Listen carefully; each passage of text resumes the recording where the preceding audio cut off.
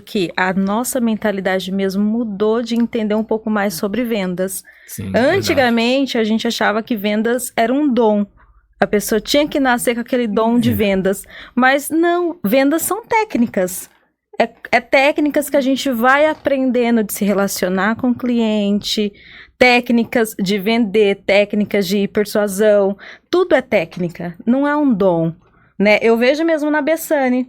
Eu entrei lá na Bessane, eu entendi o básico de vendas, mas eu não tinha tanta técnica, eu não tinha tanto conhecimento na vendas.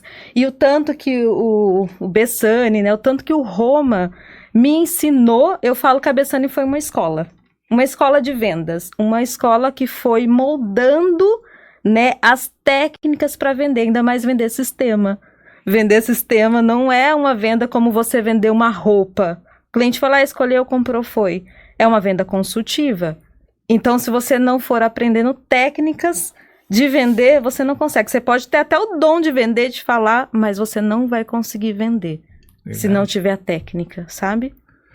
E no material de construção também é uma venda bem consultiva, né? A venda consultiva já praticamente ficou geral, né? Mas sim, quando a venda é técnica, ela é ela é totalmente consultiva. Totalmente consultiva. Sim. E você entrou... Tem lojas que às vezes, uma loja de material de construção, tem lojas que vende bastante, enquanto que umas, independente de crise ou não, e tem outras que tá sempre sem vender, meio que parada. Eu não sei o que influencia aí um ou outro, mas provavelmente seja esses treinamentos, provável, né? Sim, eu vejo da seguinte forma, a gente entrando aqui falar do material de construção. O ramo de construção civil, independentemente de crise, ele sempre roda no Brasil. E ele tem um detalhe interessante. Ele é forte no ramo privado e ramo público. É Minha Casa Minha Vida, financiamentos de reforma também, tem tudo mais. Então ele não para. O mercado de obras no Brasil não para, tanto público quanto privado. Às vezes um pouquinho mais para um lado, um pouquinho mais para o outro.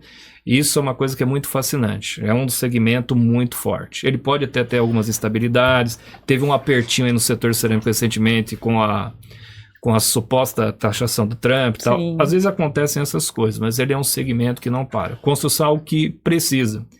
E casas precisam de reformas, né? Elas também têm, né, o material de construção, ele tem também o seu período de obsolescência. Pouca gente fala sobre isso, mas é normal. Pedreiro não fica sem serviço quando ele fica bem conhecido. No início de carreira é complicado, mas depois ele não fica sem serviço. Mas o que eu vejo assim de loja de material de construção é a formação também. Eu vejo que eu tenho que entender primeiro o tipo de vendedor que precisa. E aí, à distância, a gente percebe que algumas das lojas não conseguiram entender isso. Que tem que ser um vendedor técnico, que tem conhecimento do produto, mas que tem sensibilidade. Ele tem que entender o processo da venda, o funil e tudo mais, mas ele tem que entender de pessoas e, sobretudo, entender o impacto daquela venda. Vamos falar de venda, por exemplo, do material de construção para uma empresa. Qual que é o impacto? Seja no atraso de um orçamento, seja no atraso de uma entrega, seja, de repente, na falta da parte consultiva, porque nem todo cliente, mesmo inclusive um profissional do departamento de compras, às vezes ele não sabe. Pode acontecer de ele pedir, por exemplo, piso, pode pedir revestimento e não pedir o rodapé. E chegar lá, a obra fica parada. Pode acontecer. São pequenos detalhes. E uma coisa que, principalmente o vendedor business to be, que ele tem que prestar atenção, as empresas fazem cotações, normalmente 3. Algumas, valor menor, fecha com aquela. Só que tem aquelas, material de construção ficou mais barato no depósito A, no depósito B ficou mais barato pisos, o rejunte, não sei o quê, e ela separa pedido. Aí o vendedor recebe aquilo ali, beleza, já está vindo a ordem de compra, eu vou faturar, botar na minha comissão e tudo mais.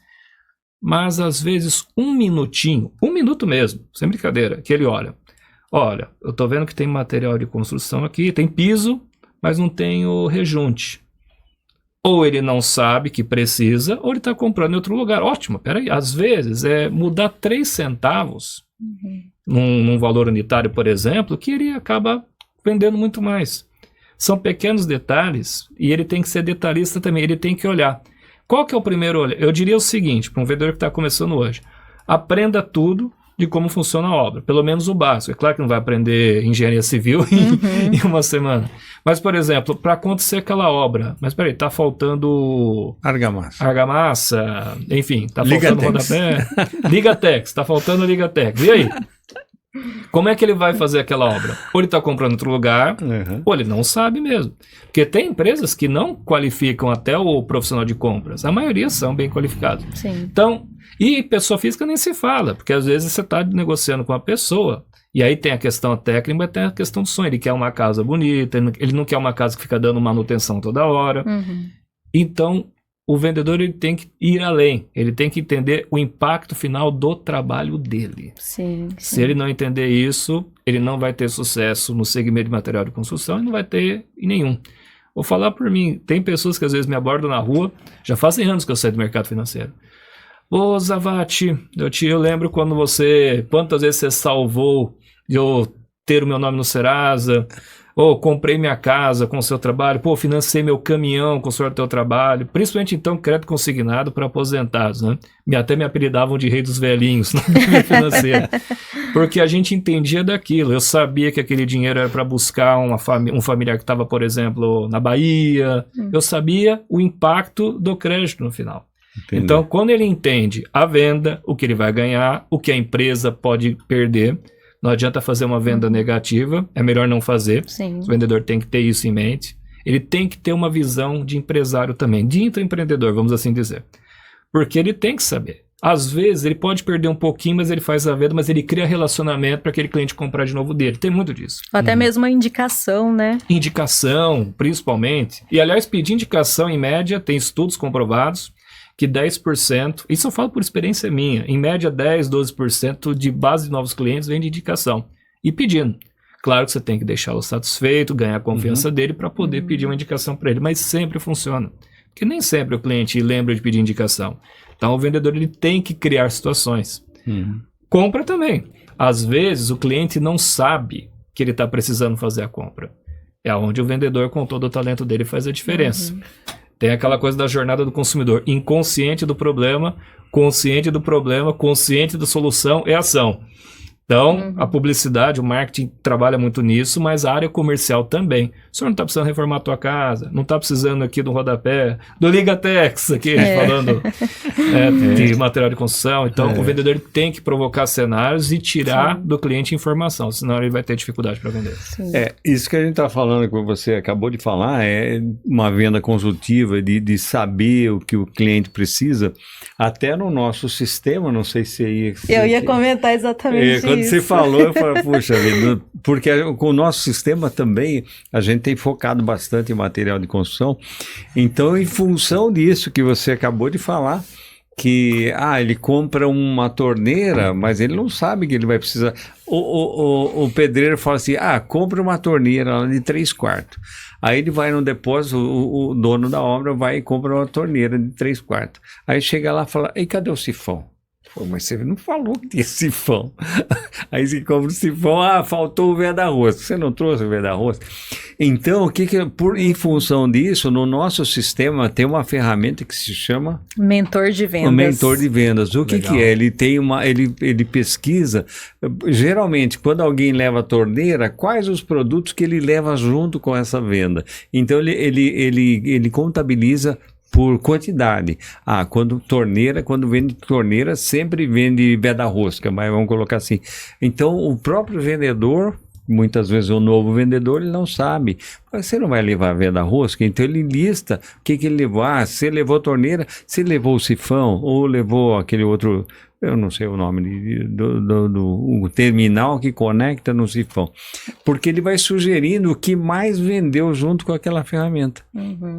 E isso é uma venda consultiva. É uma venda consultiva que o nosso sistema acaba fazendo, né, Ramira? Exatamente. Porque, realmente, muitas vezes nós percebemos que falta técnica e conhecimento do próprio produto para o vendedor. Às vezes, realmente, é um vendedor inexperiente, está há pouco tempo no mercado, né? Então, por isso que surgiu essa ferramenta. E ele vai além, ele mostra ali o produto que leva junto, já mostra se tem estoque, já mostra o valor daquele produto. Então, pensa o quanto que isso mostra ali para o cliente, o quanto que ele tem o conhecimento, né? A Sim. segurança de estar sabendo vender. Então, isso para o lojista aumenta o ticket médio, assim, de uma forma exorbitante, né?